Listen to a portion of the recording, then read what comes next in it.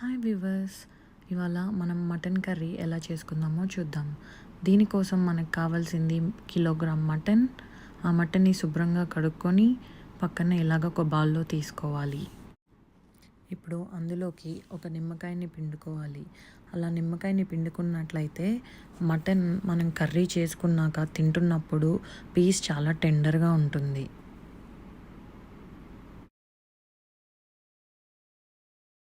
Kilo మటన్కి 3 పెద్ద ఉల్లిపాయలు తీసుకుని సన్నగా కట్ చేసుకోవాలి. ఇందులోకి ఇంకా కావాల్సినవి జింజర్ గార్లిక్ పేస్ట్, కారం, పసుపు, ఉప్పు, గరం మసాలా అండ్ 100 గ్రాముల ఆయిల్. అండ్ నేను ఈ కర్రీ ఈజీగా త్వరగా అయిపోవడానికి ప్రెషర్ కుక్కర్ యూజ్ చేస్తున్నాను. ఇప్పుడు ఆ ఆయిల్లో మనం ముందుగా కట్ చేసి పెట్టుకున్న ఉల్లిపాయల్ని వేసుకొని బాగా వేయించుకోవాలి. ఇలా ఉల్లిపాయల్ని కలుపుకుంటూ కొద్దిసేపు ఉడికించుకోవాలి. ఇప్పుడు అందులో 3 టేబుల్ స్పూన్స్ సాల్ట్ అండ్ చిటికెడు పసుపు వేసి దాన్ని బాగా కలుపుకోవాలి.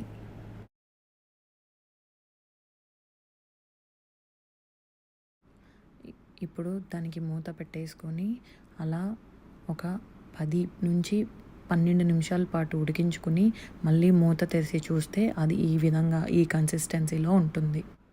ఇప్పుడు ఈ దూరగా వేగిన ఉల్లిపాయల్లో మనం ముందుగా అల్లం వెల్లుల్లి పేస్ట్ యాడ్ చేసుకొని బాగా కలుపుకుందాము.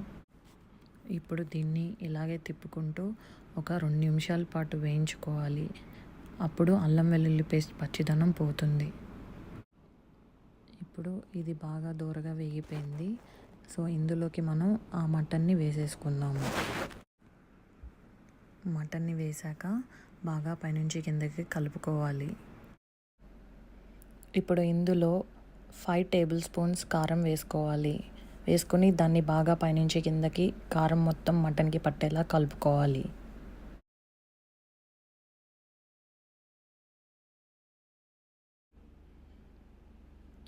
స్టవ్ని సిమ్లో పెట్టుకోండి. అలాగే మటన్ని బాగా కలుపుకుంటూ కొద్దిసేపు వేయించండి. దానివల్ల మటన్లోని పచ్చి వాసన పోతుంది.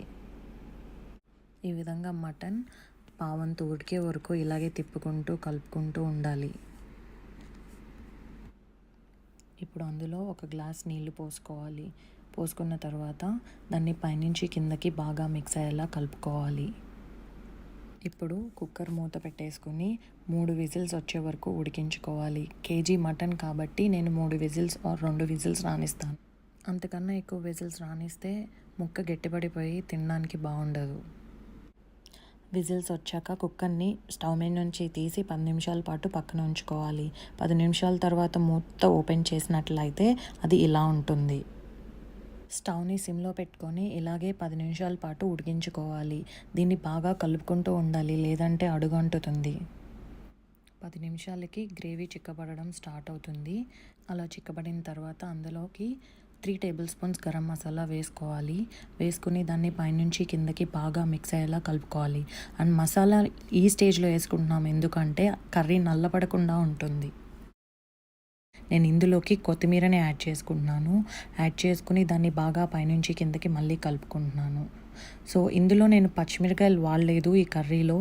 మీకు కనుక ఇష్టమైతే పచ్చిమిరకాయలు కూడా వేసుకోవచ్చు. ఈ కర్రీలో నేను టమాటోస్ వాడలేదు.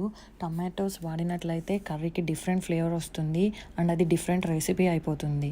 సో ఇది జస్ట్ మటన్ కర్రీ మన ఆంధ్ర స్టైల్లో. ఈ వీడియో కనుక మీకు నచ్చినట్లయితే బెల్ ఐకాన్ మీద ట్యాప్ చేసి సబ్స్క్రైబ్ చేసుకోండి. And thanks for watching our video.